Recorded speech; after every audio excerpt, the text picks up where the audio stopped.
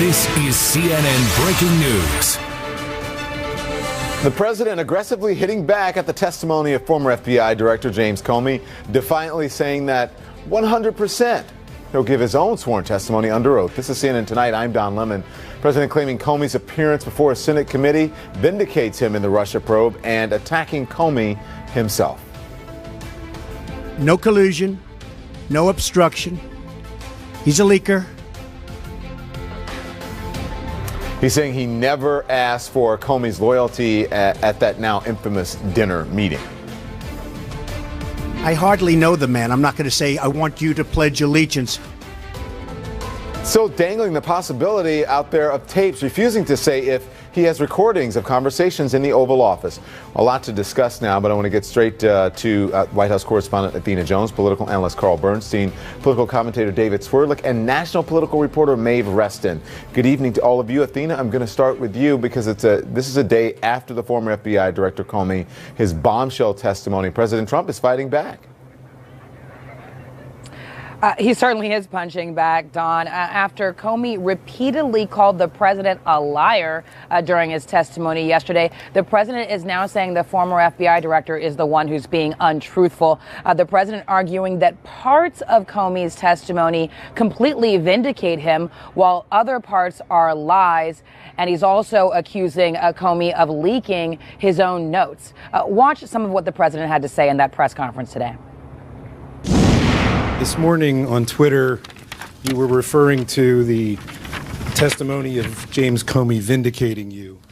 But I wondered if you could tell us in person, sir, why you feel that his testimony vindicated you when it's really boils down to his word against your word. And if you could also tell us, sir, do tapes exist of your conversations with him?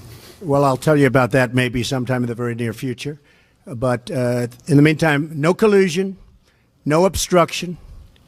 He's a leaker, but we want to get back to running our great country. Jobs, trade deficits, we want them to disappear fast. North Korea, big problem. Middle East, a big problem. So that's what I am focused on. That's what I have been focused on. But yesterday showed no collusion, no obstruction. We are doing really well. That was an excuse by the Democrats who lost an election that some people think they shouldn't have lost, because it's almost impossible for the Democrats to lose the Electoral College, as you know. You have to run up the whole East Coast and you have to win everything as a Republican, and that's just what we did. So it was just an excuse. But we were very, very happy. And frankly, James Comey confirmed a lot of what I said. And some of the things that he said just weren't true. So there you heard in that long, unwinding answer, not a lot of answers, certainly to the initial questions being posed to the president. Saying that he feels completely vindicated, but not explaining why, speaking in this vague sort of Twitter speak, and then bragging once again about the electoral victory half a year ago, and then not being clear about the major question, which is, are there tapes or some other sort of audio recording of his conversations with the former FBI director? So still a lot of questions unanswered, Don. Yeah. Maeve Reston now. President Trump is saying yesterday didn't show any collusion, right? But that's not what Comey's testimony was all about. No, I'm not sure what hearing he was watching. I mean, with that answer, James Comey went out there and talked about his interactions with the president, what he thought of the president's character, his need to, document their conversations immediately after they had them. In fact, Comey was very careful not to talk at all about the Russia investigation and the matters that they're looking into in terms of, collusion. And when he talked about obstruction of justice, that was in answer to, a question about how he perceived his conversations with President Trump. So he certainly wasn't vindicated. We all understand that's what the White House talking points were, but it was a really disastrous day for the White House yesterday. And clearly Donald Trump, as he always does, was putting the best spin on it today. Yeah. By the way, let's talk about Comey's friend, It was sort of a bombshell when he said, he gave the memo, at least allowed his friend's name is Daniel Richman, I should say. He revealed the contents of Comey's memos to the press. He's hoping to address the matter with the Senate Judiciary Committee on Monday. What does that tell you, Maeve? Well, I think that this was, that was obviously one of the most interesting developments in the hearing. It gave Donald Trump, an opportunity to kind of try to frame Comey as a leaker and someone who was untrustworthy. But I mean, it's very interesting that the lawmakers are requesting those documents, as I'm sure they certainly would. But it also seems easy enough for them to be requesting them from the FBI. And the fact that Comey involved his friend in sort of delivering this news to the New York Times shows that he is, a manipulator of the press and that he's very savvy in the ways of Washington. And certainly, senators are going to try to get their hands on those memos as quickly as possible. Yeah, I was watching. I was like, interesting. Your move now, Mr. President. David, let's bring in David Swerlick now. You heard the president bring up the election again. Athena, mentioned it as she was talking there. So here's a fun fact. It's been 213 days since President Trump won. Why is this a factor now? Look, because it goes to a central feature of the president's MO long before he entered elective politics, Don, which is that, if a situation does not make him look good, then he seeks to address it to make himself look better in his own view. But here's another fun fact, Don. He has it exactly backwards. It's not almost impossible for Democrats to lose the Electoral College. It's almost impossible for Democrats to lose the popular vote. Democrats have won 6 out of the last 7 popular votes. 2 of the last 3 presidential elections that Republicans have won, they've only won the Electoral College and not won the popular vote. So it doesn't even make sense on its face. Interesting. How much does gerrymandering have to do with that, David? Well, okay, look, you've got congressional districts all around the country, Don, that are drawn where you're either drawing Democratic voters completely out of districts, or you're drawing just enough Democratic voters into each district that they can't, sort of go over the top of 51% in any district in a number of states. You also have Republican-led efforts over the last several years to make stricter voter ID laws that have also crowded out Democratic voters. Yeah. But some of this is just simply that, because we are polarized in our politics, so many seats, especially in the House, are just impossible for one party or the other to win. They are safe seats, and that's why we're in this sort of gridlock situation. And it's something we should be discussing in issues that need to be brought up before the election. So, Carl, let's talk about what happened today. The president first brought up the issue of tapes when he tweeted, right? A warning to Comey last month. He said, the issue was raised again today. Watch this. I want to get back to James Comey's testimony. You suggested he didn't tell the truth in everything he said. He did say under oath that you told him to let the Flynn, you said you hoped the Flynn investigation you could let. I didn't say that. So he lied about that. Well, I didn't say that. I mean, I will tell you, I didn't say that. And did he ask you to pledge his And there'd be nothing wrong if I did say it, according to everybody that I've read today, but I did not say that. And did he ask for a pledge of loyalty from you? That's another thing he said. No, he did not. So he said those things under oath. Would you be willing to speak under oath to give your version of those events? 100%. I didn't say under oath. I hardly know the man. I'm not going to say, I want you to pledge allegiance. Who would do that? Who would ask a man to pledge allegiance under oath? I mean, think of it. I hardly know the man. It doesn't make sense. No, I didn't say that, and I didn't say the other. So if Robert Mueller wanted to speak with you about that, I would be glad to tell him exactly what I just told you, Joe. And you seem to be hinting that there are recordings of those conversations. I'm not hinting anything. I'll tell you about it over a very short period of time. When is that? Okay. Okay. Do you have a question here? When will you tell us about the recordings? Over a fairly short period of time. Are there tapes, sir? Oh, you're going to be very disappointed when you hear the answer. Don't worry. And that, my friends, is known as a tease. It's been coming from reality television, Carl. I mean, first on the tapes, he says you will be disappointed when you hear. What do you think that means, Carl? I have no idea what it means. The last place I want to be is in Donald Trump's head. Let's find out. Look, I think we need to cut to the chase about what happened in the hearing yesterday. And the most spectacular revelation of all is that the head of the FBI, that James Comey, engineered the appointment of a special prosecutor. The thing that this White House has feared the most and fought the hardest to not happen. From the beginning of the presidency till it happened, they fought. And what happened? Comey got the special prosecutor appointed. He talked to the president. The president led him along this path. It's clear from what Comey testified. And then Comey went to the Attorney General, and the Attorney General stiffed him. And at that point, he was able, through leaking, to get a special prosecutor appointed. Imagine the rage of Donald Trump and those around him, and I know something about it from talking to some of those people, the rage that there has been a special prosecutor appointed, for which Donald Trump blames Jeff Sessions, as we know from many stories and from what people in the White House have told us. So now Trump faces the spectacle of the worst possible kind of investigation, a sprawling investigation of all things Russian, including his financial dealings with Russians, with ethno-Russians, whatever happened with WikiLeaks and didn't happen with WikiLeaks.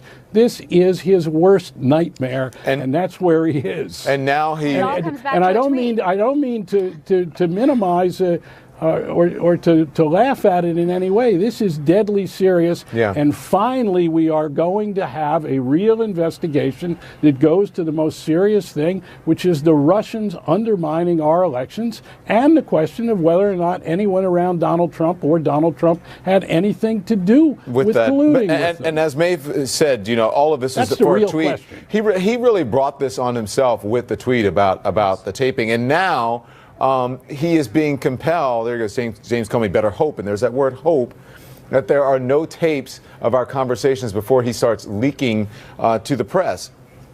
So look, this all hang on. I want to ask this question because the leaders of the House Russia investigation, they want to see those tapes if they exist, and they want them by June 23rd if they exist. Now he's being compelled, Carl, quickly, because I want to get to some of the other people here. Yeah, if he has some tapes, he's being compelled, and he, as you say, he's playing coy. Maybe he has a tape that he taped something on his cell phone. Yeah. I don't know. I want to ask David before we go. David Swirlick, I want to ask you because we had this conversation last night after the show that James Comey's aw shucks factor was off the charts. It was. Are they?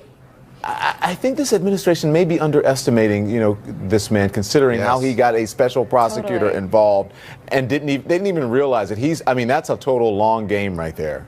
It is a long game. Look, nothing that Comey said yesterday proves that President Trump did anything criminal. And that is why I think the president has gone and taken this sort of faux victory lap today. But he's laying the groundwork. Yeah, he's laying the groundwork. But at the same time, nothing that was said yesterday vindicates the president either, as he claimed. And this idea of teasing it out, Don, as you said, right, everything with the president is a big reveal, the most dramatic rose ceremony ever. Yeah. And as Maeve said, he was the one who brought up tapes. Now Congress, I think, and this goes to your point about Comey understanding where the road leads ahead, Congress, I think, has gotten a little bit tired of this act. Even if they're not going to break with President Trump, the idea that he's stringing them along on something as basic as whether or not there's a conversation on tape somewhere is what pushes them to come out and say, we want those tapes in 2 weeks. And also pushing that, Comey pushed the records into the public sphere, right, because he leaked them to a reporter, and now they're going to say,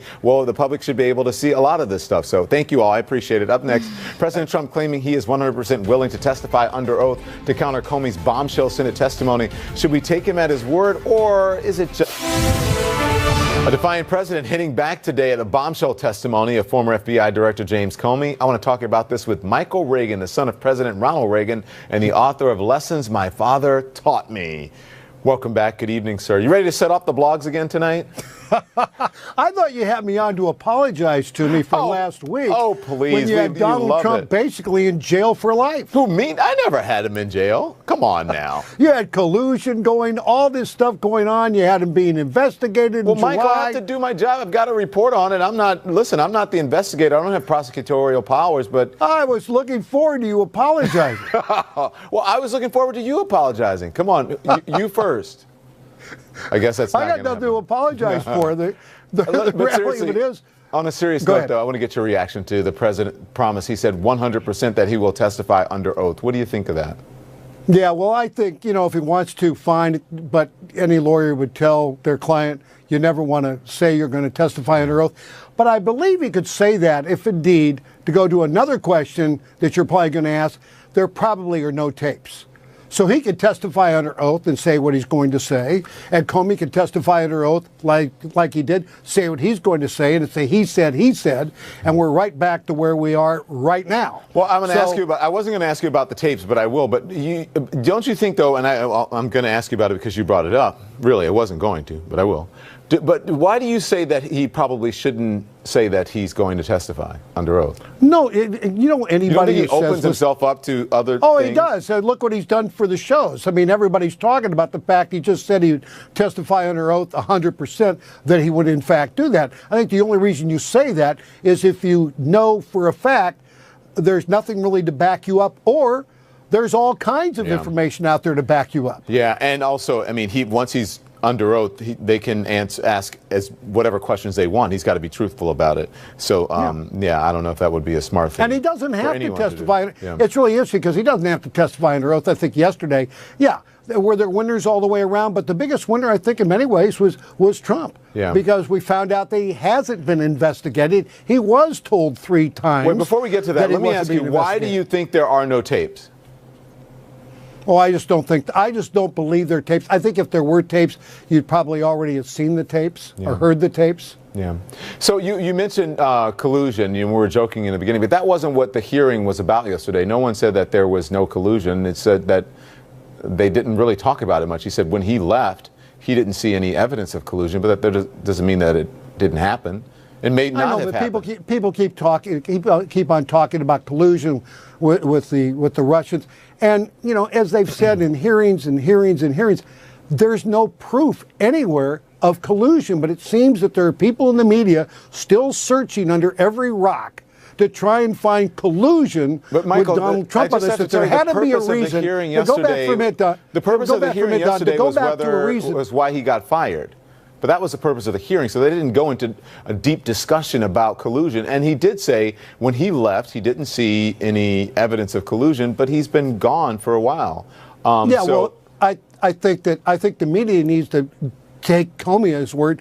There still is no evidence of collusion between the Trump campaign and or the Russians. And remember, there was a phone call after that meeting at the White House, or the dinner, whatever it was, from Trump to Comey saying, hey, if you find anybody in the satellite around me, any of my satellites, who has in fact done anything of that nature, I want you to go out there and do something about it. So he was saying to Comey, hey, go after the guys. If there was collusion amongst people in my purview, my satellites, go get them. But he said that he had nothing to do with Russia. The people around him had nothing to do with Russia. That's what he was saying publicly, but then he's telling, Comey behind the scenes, well, maybe some of my people did. So what he's saying to Comey... he didn't say some of his people might have. He said if you find it, go after them. He said satellites. He said maybe some of my satellites, but publicly he's saying no one associated with the Trump, the campaign, or the administration had anything to do with Russia or any ties let me tell you, having been in the Oval Office a few times, there are things that a president will say publicly they will certainly not say privately, or vice versa. So, I mean, to go on that side of the equation, you're not really going anywhere with this. I mean, the fact of the matter is, if there's somebody in his organization that did it, he said, go after him. but there's no proof that anybody in his organization worked with the Russians for WikiLeaks or anything of that nature. But people keep on trying to find it. Even Hillary Clinton's out there trying to find a reason she lost and blaming the Russians and blaming Trump and blaming the DNC also and everybody else for the reason she lost. And she keeps it going also, just like Donald Trump. They both, it's like they never left the campaign. They're still out there campaigning. So you admit that they both should just move past this whole campaign thing. He should stop mentioning it. She should. So let's talk about the House Speaker now. I want to play the House Speaker, Paul Ryan, talking about the president's action with former Director Comey. Listen to this.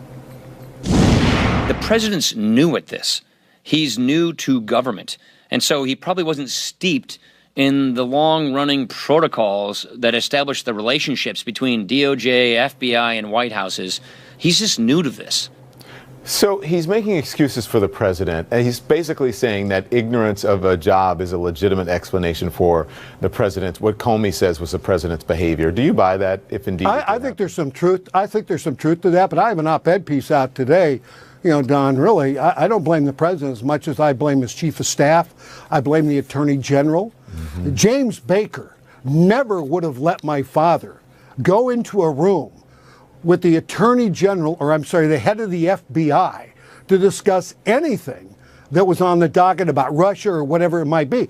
I think the fault here lies with the chief of staff and the attorney general for allowing those meetings to take place without them being in the room. And if I were president of the United States, tomorrow they wouldn't be going to work. I was just going to say, should he get rid of them? And you answer the question. You think that you would fire them? I would absolutely fire him. I think they are as intimidated by Donald Trump. I'm not talking about president. I'm talking about just the aura of Donald Trump. I think they are as absolutely as terrified of Donald Trump and as, if you will, James Comey said he was when he sat down with them. So let me ask you this, Michael. Yeah. A lot of people have said that here on this show, and probably just in the news in general, that the president is not necessarily being served well by the people around them. Not at all. Around him. And when certain people say that, they'll say, oh, you're a Trump hater, you're just a liberal, you're just a Democrat, you just don't like those people.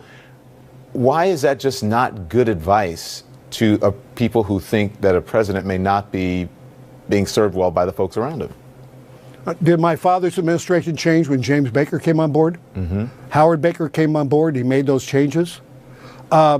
This president needs to understand you need to make changes sometime if you want to move the ball forward. And he's not being served well because I don't think he respects those people in the Oval Office or in the White House that, in fact, he is hired to be put there. Mm-hmm. I think he looks at them as underlings. Somebody might work for one of his corporations. He needs somebody that's on an equal level that he, in fact, will respect and listen to, and when he can say to the President of the United States, Mr. President, don't go outside today and say you'll testify 100% under oath in a court of law. He needs that guy, and he needs the guy that he will listen to if he wants to move forward. Yeah, and just say, don't really talk about it. Let what happened yesterday stand on its own. Thank you. Hey, I was in an administration where those things happened, and thank God they did happen. Had they not happened, the Berlin Wall might still be up. Yeah. The Cold War may still be going on. Thank you, Michael. Always a pleasure. Have a good weekend. Good talking to you. Up next, fallout from James Comey's stunning Senate testimony. Is it a watershed moment in American history? I'm going to talk about it with Dan Rather.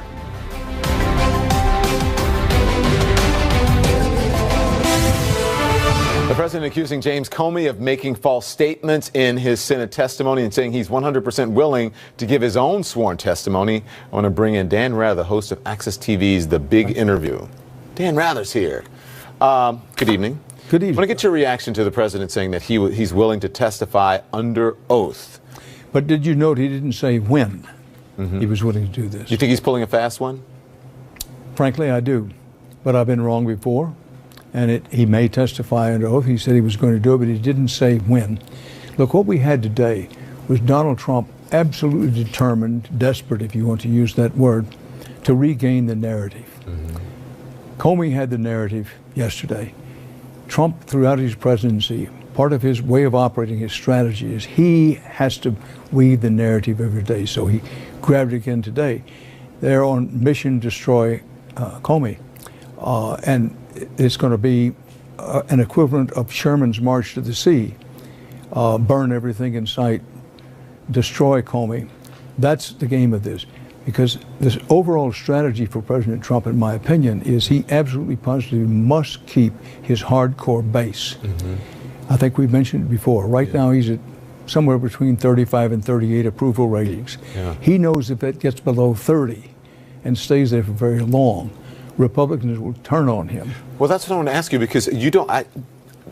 Republicans aren't. I don't see many Republicans, if any, really coming out after yesterday's testimony and supporting the president. The RNC put something out. Paul Ryan said, "Oh well, you know, the president just doesn't know," and it's like, what kind of excuse? Yeah, he's still learning, or something. He's still learning. That. Well, as they say at home, that old dog won't hunt. Well, why won't Republicans come out, and you think they're concerned? Why aren't they coming out and giving a full-throated defense of the president? Because I think they're afraid of where this may go.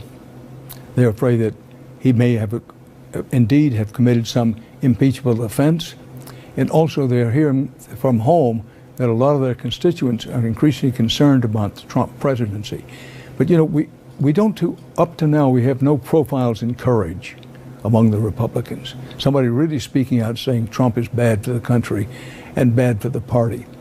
But as long as he's able to hold that 35, 38 poll rating, you may not see that. But I repeat for emphasis, once it gets down below 30%, you'll see some Republicans going the other way. There is this thought, someone said on CNN Air today, and I agree with it. If Donald Trump were a Democrat, Republicans would be screaming for his impeachment already. Now, it says something about the Democrats, and I think not all that good about the Democrats, that they're sort of holding back. They're still a little wary of actually coming out and saying, listen, he's committed impeachment quality offenses.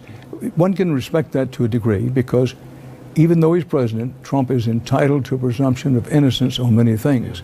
But the evidence keeps growing and growing and growing. And remember, we're on at the first stages of multi-investigations into what happened, when it happened, how much he knew. As I was watching yesterday, I was like, this is just the beginning for anyone at home, and especially when people were coming out on both sides saying, oh, well, you know, this shows this and this shows that. It's like, this is really early on. Look what we found out about how Comey manipulated the system in order. He's the reason that, or the big reason there's a special prosecutor, right? So he said that he knew because he wanted to force a special prosecutor. But as I said last night, and I take credit, I think it's a really good, and I think you agree, yesterday was a political Rorschach test. You remember the old Rorschach block? What do you see here? Exactly. And if you have a political leaning a certain way, you may think that you won. If you're a Trump supporter, you may think that he won. But really, in the end, it's kind of a draw, wasn't it? Or was it? Well, for the moment, I would say advantage Comey. But you're quite right. It depends on your political point of view, how you read the Comey testimony to a very large degree. But Don, I think this is so important. You know, we're talking about Comey and President Trump and who's lying, who's telling the truth, who isn't. The big picture, and I think I'm confident the American people get this. The big picture is the Russians scored heavily in undercutting credibility of our electoral process, a foreign power, whether they concluded with anybody in the Trump administration or not. So the two big points to concentrate on: one, we know the Russians were very effective in undercutting the credibility of our election process. How do they do that, and how do we prevent it from happening another time? Now, the second part of it is, did President Trump or anybody around him collude with the Russians? Because if they did, that'd be a very serious offense, possibly reaching treason. So when we get into these day-by-day things about Comey said this and Trump said that, it's very easy to lose that big picture. But you know, we're dealing here with the very vitals of the nation when you talk about an electoral process. And we the people, capital W, we the people, we need to know what happened with the Russians. We have a right to know it, and it's our patriotic duty, I would say, to keep demanding the answers. Here's what struck me yesterday. I don't want people at home to imagine this. We're sitting here, right? The world can see, the cameras are rolling. Now, what if I said, turn the cameras off, turn the lights down, everybody leave, close the door. I need to talk to Dan Rather by himself. And then the door is closed. Dan, I really hope that you would let this thing go. What do you think that means? I think it means what Comey thought it meant.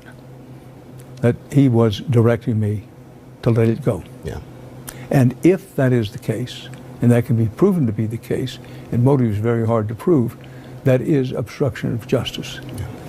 Thank you. Thank you, Don. Always a pleasure to be Have with a great you. weekend. Thanks for having me. Coming up, the president versus the former FBI director. Who do we believe? President Trump taking questions for the first time since James Comey's testimony, and he was defiant, stating he is 100% willing to deliver sworn testimony as well. Take a look. This morning on Twitter, you were referring to the testimony of James Comey vindicating you. But I wondered if you could tell us in person, sir, why you feel that his testimony vindicated you when it's really boils down to his word against your word. And if you could also tell us, sir, do tapes exist of your conversations with him? Well, I'll tell you about that maybe sometime in the very near future. But in the meantime, no collusion, no obstruction. He's a leaker. Let's discuss now. Christine Quinn is here, the former New York City Council Speaker, CNN political commentators Alice Stewart and Mike Shields, as well as CNN contributor Jason Kander. You know, at first I didn't understand what he was saying. Someone had to explain. I'm like, he's a leaker. I mean, he's a leaker, because it's like one thing now. Mike, your thoughts on the president's reaction to James Comey's testimony? Well, James Comey did establish he is a leaker. And that is a really serious thing going on right now. I know the press, you're not going to find anyone in the media has a problem with leakers, because, of course, that's how they make their living. But there's a real issue in American politics right now. You realize it's not and in the necessarily illegal to leak, right? It's not always illegal, but there's something ethical that you have to wonder when you have a law enforcement official who doesn't want to publish something under his own name, doesn't want to resign and protest, but gets himself involved in things where he leaks. And now the question is, what else has he leaked? And why didn't he leak things when Loretta Lynch was coming and telling him to say things? So he really hurt his own credibility with the American people. The American people want law enforcement officers that are buttoned down, that follow the procedures, that take evidence they think they may have of something and go to a prosecutor or go through to the Senate committees that are investigating this. And that's not what Jim Comey does. Jim Comey inserts himself politically into things again and again and again, all through the email investigation of Hillary Clinton. At one point he said, I had to speak on behalf of the entire Justice Department because I didn't agree with what the Attorney General was doing. Yeah. And so I think actually what we saw on television was the exact reason why the president fired this guy. We want an FBI director who doesn't behave. Well, that's what I want to ask. That's what I was going to ask him, because Jason, maybe the answer is maybe he didn't behave that way with Loretta Lynch because she didn't fire him. Also, that's not why the president fired him. The president told everybody why he fired him. He fired him to end the FBI investigation into Russia. And by the way, this whole idea of trying to assassinate the character of James Comey, first of all, if you're going to do it by saying that because he said that as a private citizen he gave some information to a reporter, that therefore his credibility is in question, you should keep in mind the fact that there are a whole lot of people who were picked by President Trump, who work for President Trump, who have still not publicly said that it was them who actually gave information to reporters. What James Comey did is he was like, I did that, which means it makes everything else he said a lot more credible. He actually did what he's supposed to do. He raised his right hand and said he would swear the whole truth. He presented facts that were helpful to him, facts that were unhelpful to him. He was extremely credible. And I think one I want to add, Comey did what he should have done. He wrote up memos, he sent them to the Justice Department, he sent them to the Attorney General's office, clearly indicating he was concerned. When I look at the issue of him leaking information, none of it confidential, none of it in any way, shape, or form illegal to give to the press as a private citizen, it shows me he was profoundly concerned about the state of affairs in the White House. I think that is really the story here. Not how the info got out or not, but the level of disarray and inappropriate behavior going on in the Trump White House, and a man like James Comey really feeling he had no choice but to get that out there. A man who served under 3 administrations. Go ahead, Alice. Don, I think Comey was very credible. I think he was clear. I think he was very convincing. But at the end of the day, I don't think he was able to prove any type of collusion. I don't think he was able to prove obstruction. Right now, Alice, we have a case. That's not what the hearing was about. The testimony was not about collusion yesterday. But go on, finish your point. The point is, right now we have a case of Comey's word against the president's word. He said it's a high-stakes Russian roulette game. There has been no smoking gun. There's no blue gap dress. We just have one man's word against another man's word. And I think right now at this stage of the game, I think it would be a mistake for the president to go testify under oath, because that is what certainly got Bill Clinton in trouble. I think he should certainly let the facts play out as they may, but testifying under oath, I don't think is the right way to go. It's interesting because Comey had no problem calling the president a liar. But when the president was asked if Comey was a liar, he really didn't want to answer that question. We'll discuss when we come right back.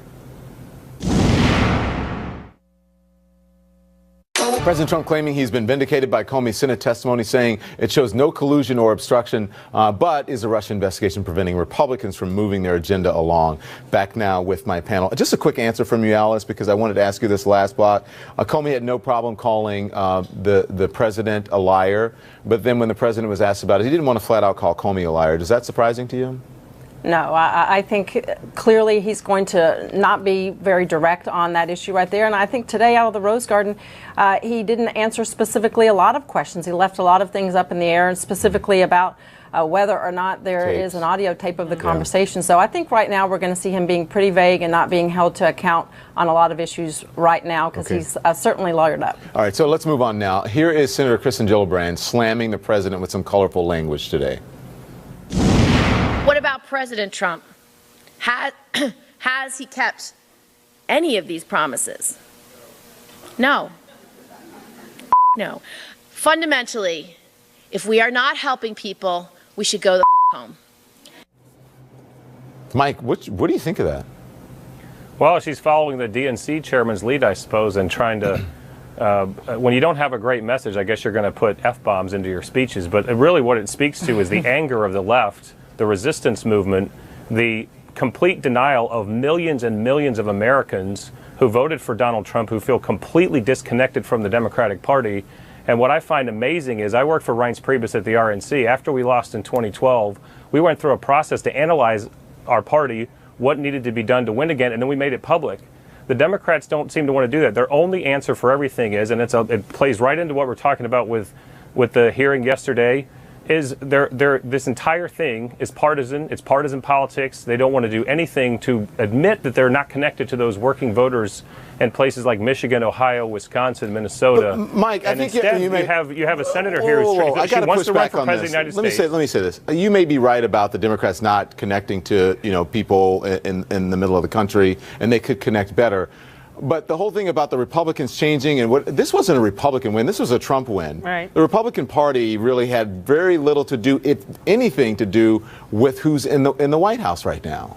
Well, the Republicans control the House, the Senate, 32 governors, and the White House. So I don't understand what you're saying. It wasn't a Republican win. Republicans went up and down the ballot. I'm strictly talking about the White House. I think that this was, if you're talking about the White House and whatever, and there were concerns about the Republican Party for years. So, listen, I understand what you're saying about Democrats needing to connect, but this was more of a Trump win in the White House than it was a Republican win. And let me say something. Well, look, I think Kristen Gillibrand, she's clearly running for president.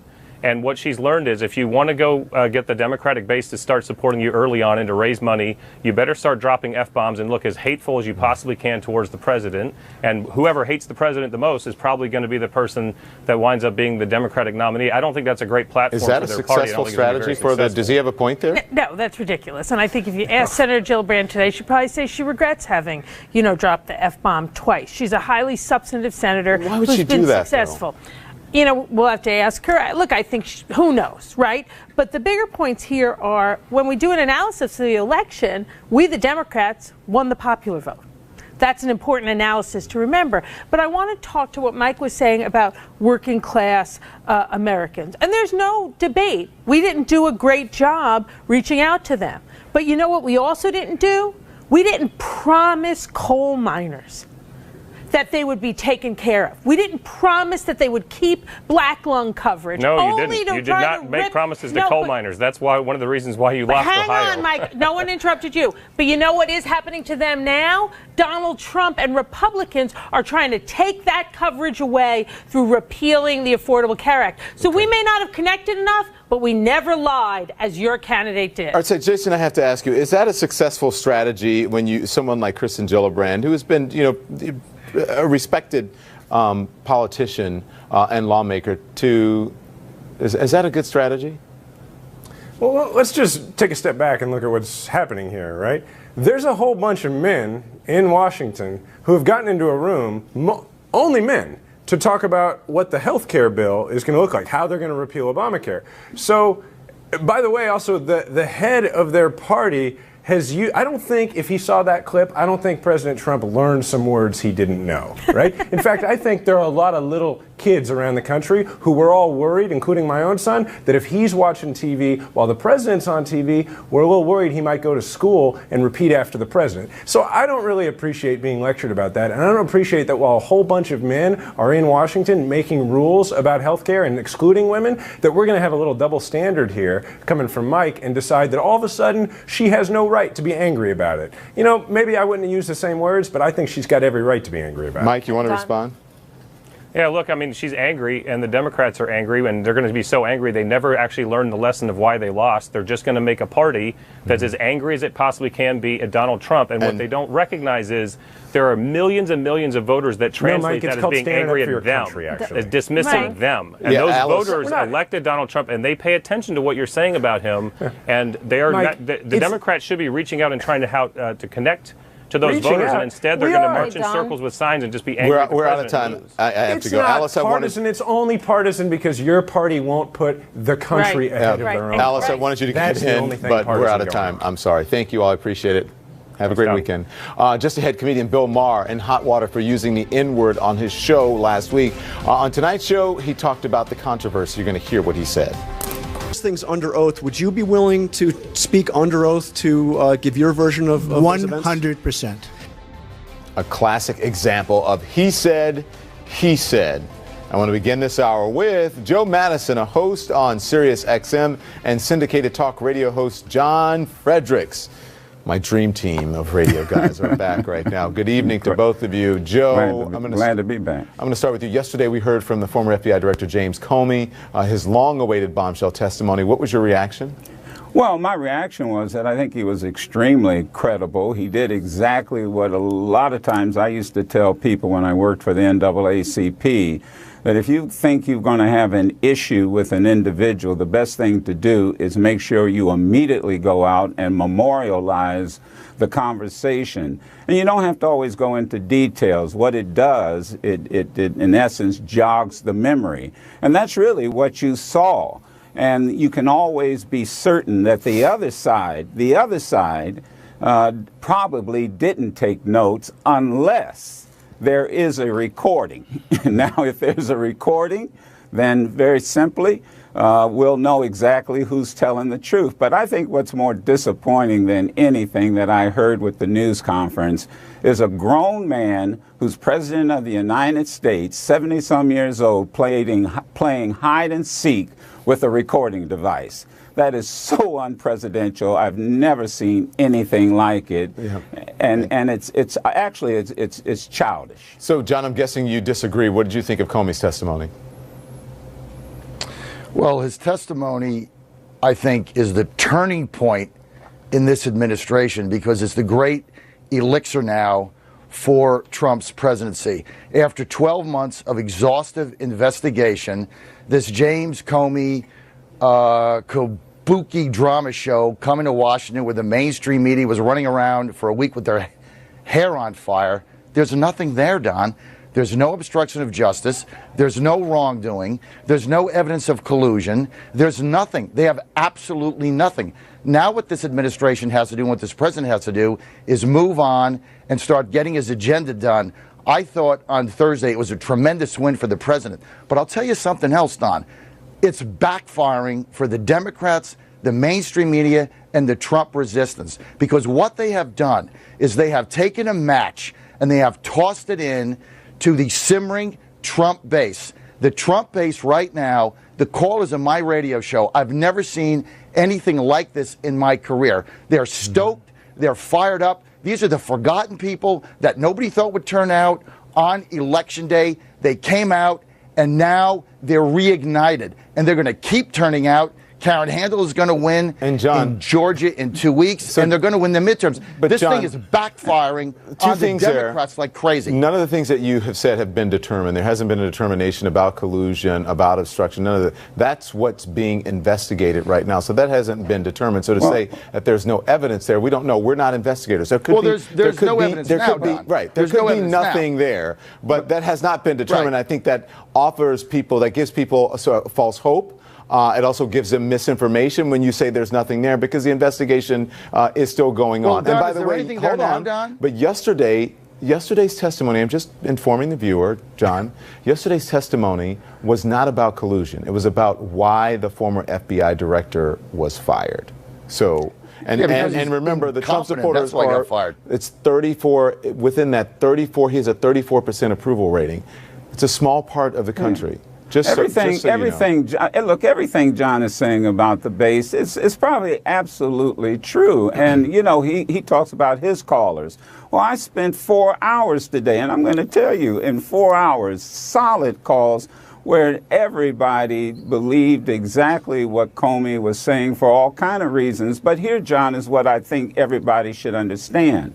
There are 3 investigations going on. They haven't been completed. We've got a long way to go on this one. 1, you've got the House investigation. 2, you've got the Senate investigation. And there's a young guy by the name of Mueller who is now putting together a staff, and he's looking into criminal investigations. You know, I made the point about when they went after John Gotti. They didn't start off with Gotti.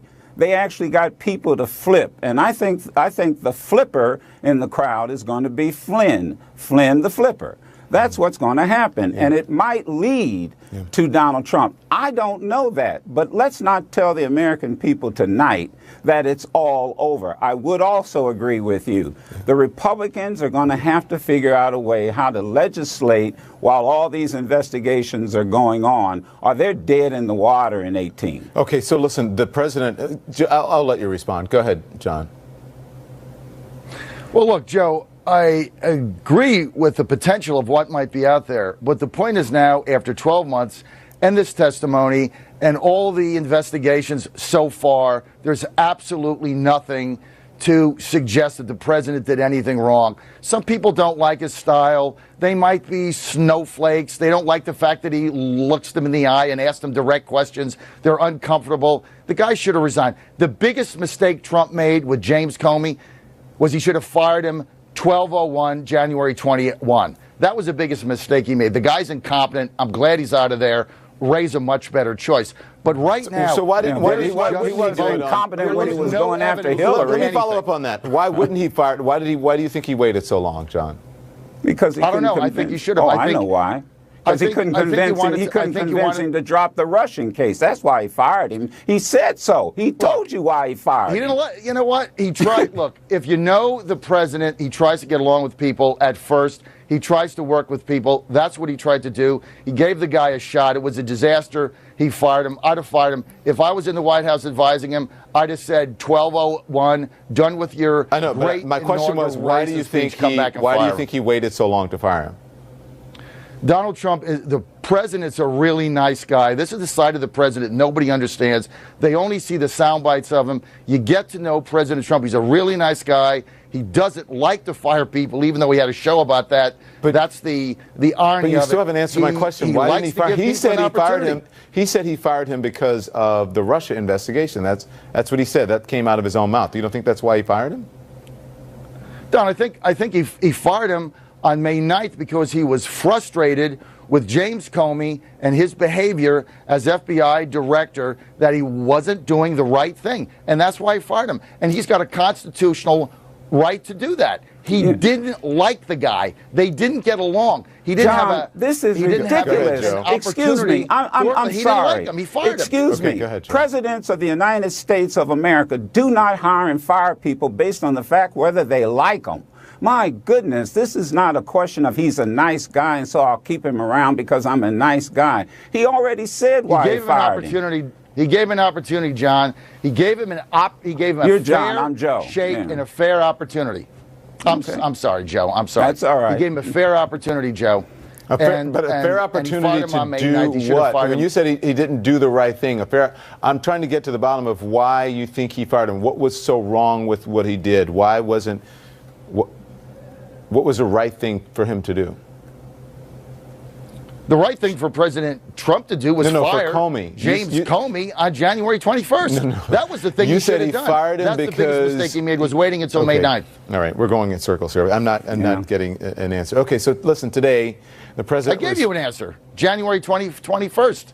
That's the answer. That wasn't my question. He waited to see if this FBI director would respond in a way that Trump wanted, which was basically, are you going to run the FBI? That's are you going to run the FBI? America, listen to what he. FBI. Wait a minute. Do you hear what he just said? That's what Trump wants you to do it. Excuse me. There is a separation between the FBI director and the president of the United States, and you just spilled some beans. If you think that somehow the president of the United States has to make sure that the FBI director gets along with him, that does not work that way in my country, and certainly with this situation when you are part of an investigation or your campaign is part of an investigation. What Comey should have done had nothing to do with it. The investigation was going to go on whether he had him or not. It didn't matter. Well, that's what when I asked you, John, when I said you said because it wasn't the right thing to do, that he wasn't doing the right thing. He fired him because Comey wasn't doing the right thing. I was trying to get at what was the right thing, and you said he didn't do what Trump wanted him to do. He didn't think that James Comey was running the FBI in a professional manner. He thought he was seeking publicity, and he had a separate agenda from the president. So do you think he's lying then, John? Do you think he's lying then when he says he fired him because of Russia? Because that's what he said. He fired him because of Russia. He fired him because he was incompetent. I mean, the guy's been a total disaster that's not what he said. There. You know it, and John, I know that's not what he said, though. Thing, the maybe he's been a disaster. I don't know. Look, it's not for me to decide. I'm not in government. I'm not in office. But he said he fired him because of the Russia thing. So do you think that which is it? Is the president lying when he said that, or is he not lying? Because that's not what came out of his mouth. He didn't say he was incompetent. And I haven't had a single FBI. I haven't had a single FBI. I have not had a single FBI agent who is a former, because most of them who are current will not call a talk show and tell my audience that he's been incompetent. Matter of fact, you hear just the opposite. But you know what? The reality is the president of the United States, as Ryan said, he's new. He doesn't know how the FBI is running. Remember, Ryan said he's new to all of this. So if he's so new, how the heck does he know how the FBI is running? Come on. John, we'll talk about this on the other side. We have more to talk about. I'll let you jump in on the other side. We'll be right back. We're going to talk about Bill Maher as well. Back in a moment.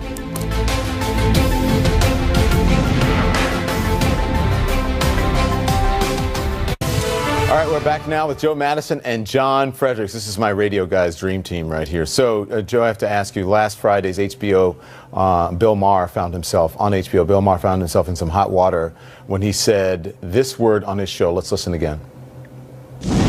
Got to get to Nebraska more. You're welcome. We'd love to have you work in the fields with us. Work in the field? That's part of that. That's Senator. I'm a house nigga. No, it's a joke. So this evening, Bill Maher addressed what he said last week on his show. He spoke with Michael Eric Dyson about it. Listen to this.